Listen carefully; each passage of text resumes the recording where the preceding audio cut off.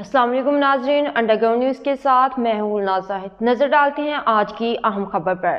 पाकिस्तान इमरान खान कौन बचाएगा पाकिस्तान?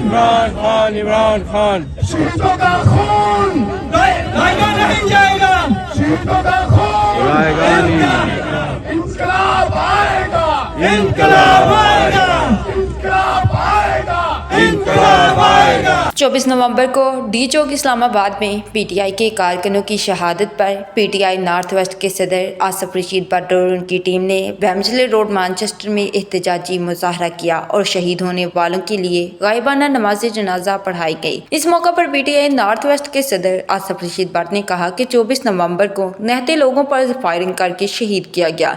ये पुरअमन लोग थे, अपने लीडर इमरान खान की जेल से रिहाई चाहते थे, लेकिन उन पर जुल्म की इंतहा कर दी गई। उन्होंने शोहदा की फैमिलियों के लिए फंड्स देने की भी अपील की। आज आपके सामने यहाँ खड़ी हूँ और हमारा रब हमें देख रहा है कि अल्लाह मेरा ये वादा है कि मोहम्मद से वफा करने वालों की तो हर चीज है और उनकी मदद करता है। और आप लोग ये तसल्ली लेकर जाएं, अपनी भरपूर कोशिश करें और इंशाल्लाह अल्लाह ताला इमरान खान की हिफाजत करेगा और हम सब जो कुछ हो सके इसको करेंगे। इमरान खान जिंदाबाद, पाकिस्तान पाइंदाबाद। गलत है जो मिटा देना चाहिए, ये जुल्म का निजाम गिरा देना चाहिए।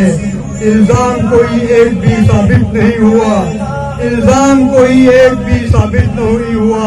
यूसुफ को हुक्मरान बना देना चाहिए। नमरूद कौन कौन है, फिरौन कौन कौन है जिसका जो भी नाम बता देना चाहिए। रावी हुसैन का कलाम मैं पेश करता हूँ। जिसके पल्लू से चमकते हो शहंशाह के बूट, ऐसे दरबार से बरसी हुई दस्तार पे। दूसरे रहनुमाओं ने भी हुकूमत पाकिस्तान के जुल्म के खिलाफ एहतजाज किया। मैनचेस्टर से हमें रिपोर्ट कर रहे थे आरिफ चौधरी। अंडरग्राउंड न्यूज़ से फिलवक्त इतना ही। मजीद अपडेट्स के लिए देखते रहिए अंडरग्राउंड न्यूज़।